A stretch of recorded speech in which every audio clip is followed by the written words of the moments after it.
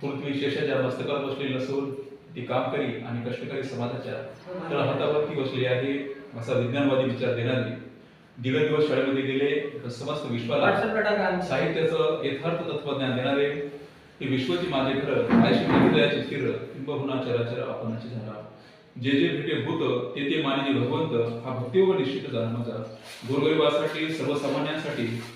देशासाठी समाजासाठी राष्ट्रासाठी स्वतःच्या घरावर तुळशीपत्र ठेवून देश तो देव असे माझा ही विचारधारा अंतःकरणामध्ये रुजवून महात्मा बुद्ध महात्मा कबीर महात्मा फुले या निष्काम कर्मयोगी महापुरुषाचे निष्काम कर्मयोगी साहित्यरत्न अण्णाभाऊ साठे मित्रांनो या महापुरुषाच्या जयंती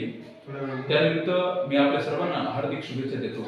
बांधवांनो आपण साहित्यरत्न अण्णाभाऊ साठे डॉक्टर बाबासाहेब आंबेडकर छत्रपती शिवाजी महाराज या महापुरुषांची जयंती आपण दरवर्षी साजरी करतो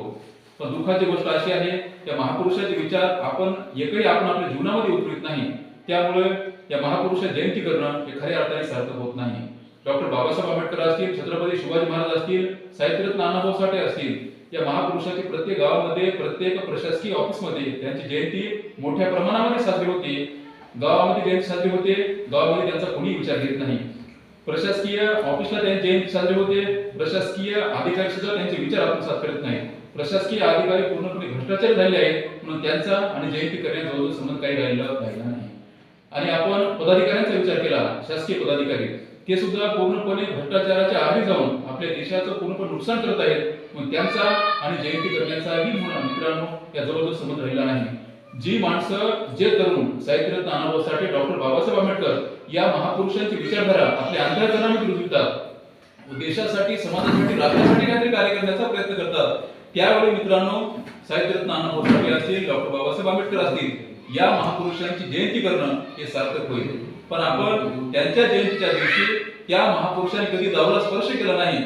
त्या महापुरुषाच्या जयंतीच्या दिवशी आपण दारू पितो डीजेच्या पुढे जर नाचतो आपण ते कुठेतरी या गोष्टी थांबणं हे महत्त्वाचं आहे म्हणून बांधवांनो या महापुरुषांचे विचार आपण आपल्या जीवनामध्ये उतरून या देशासाठी समाजासाठी राष्ट्रासाठी थोडंच का होईना कार्य आपण करण्याचा प्रयत्न केला तर आपले हे जीवन धन्य होईल डॉक्टर बाबासाहेब आंबेडकर म्हणतात गुलामाला गुलामाची जाणीव करून द्या म्हणजे तो बंड करून पेटून उठेल त्यासाठी गरज आहे शिक्षणाची डॉक्टर आंबेडकर म्हणतात शिका संघटित व संघर्ष करा शिक्षण वाघिणीचे दूध आहे जो कोणी प्राशन करेल तो गुरगुरल्याशिवाय राहणार नाही पण आपण शिक्षण घेतो का आपण शिक्षण घेत नाही शिक्षणाला आपण आणि साधारण अशा प्रकारचं महत्व देत नाही म्हणून पिढ्या आपले गुलाम केले जातात आणि दुर्दैवाची गोष्ट आहे आपले वडीलही निरक्षर होते आपले आजोबाई निरक्षर होते आपले पंजोबाई निरक्षर होते जीवनाचं यथार्थ ज्ञान काय आहे जीवनात सत्य काय आहे हे बांधवांना आपल्याला कळून घ्यायचं असेल त्यासाठी गरज आहे आपल्या शिक्षणाची म्हणून या महापुरुषांनी जे आम्हाला संदेश दिला आहे ते आम्हाला शिक्षणाविषयी त्यांनी आम्हाला जागृत केलं आहे म्हणून भगवान श्रीकृष्ण गीतेमध्ये म्हणतात नही ज्ञानेन सदृश्यम पवित्रमिह विद्यते